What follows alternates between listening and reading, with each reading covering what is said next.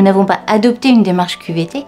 C'est une démarche qui existe depuis toujours chez ID2. Nous sommes signataires de la charte de la diversité depuis 2010. C'est une démarche qui est en lien étroit avec les valeurs de l'entreprise, qui fait partie de notre ADN. Cette démarche, elle a été en fait amplifiée avec le contexte sanitaire qui était lié au Covid, pour lequel nous avions en fait une préoccupation quotidienne qui était de veiller au bien-être de nos collaborateurs. Depuis lors, nous avons un planning des actions QVT qui, associé à la politique RH d'ID2, vient asseoir cette démarche. La QVT chez ID2, c'est un réel engagement pour le bien-être des collaborateurs.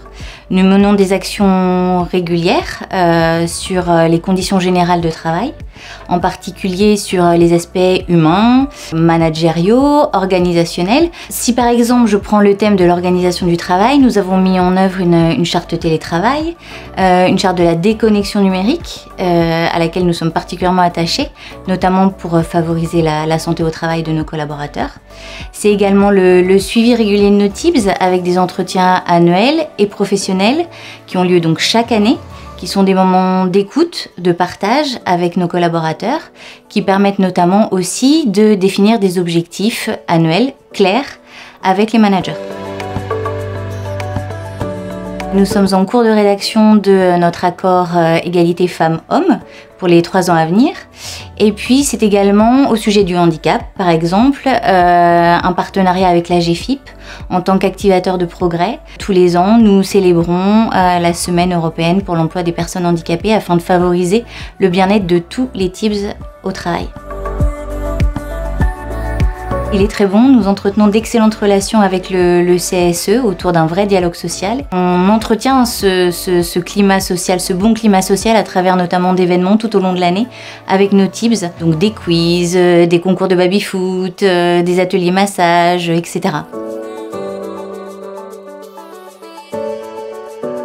Nous avons l'indicateur qui est lié à notre note EcoVadis. Sur la thématique sociale et droits de l'homme, nous avons obtenu cette année la note de 80 sur 100. Et sur la note plus globale, nous sommes classés dans le top 1% des entreprises de notre secteur évaluées par EcoVadis. Le deuxième indicateur est celui de l'enquête interne que l'on mène chaque année, l'enquête ICS, indicateur de climat social. Là, les TIBS nous font part de leurs ressentis, ils notent, ils évaluent leur entreprise.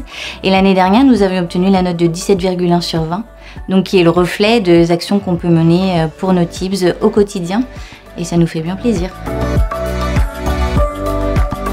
L'idée serait de mesurer davantage les indicateurs liés à la QVT en créant des tableaux de bord et pour pouvoir évaluer aussi notre progrès d'année en année. Le deuxième axe, ce serait de pérenniser évidemment nos actions dans le cadre de notre démarche QVT afin que les TIBS soient fiers et heureux de travailler dans une entreprise où il fait bon vivre, où il fait bon travailler.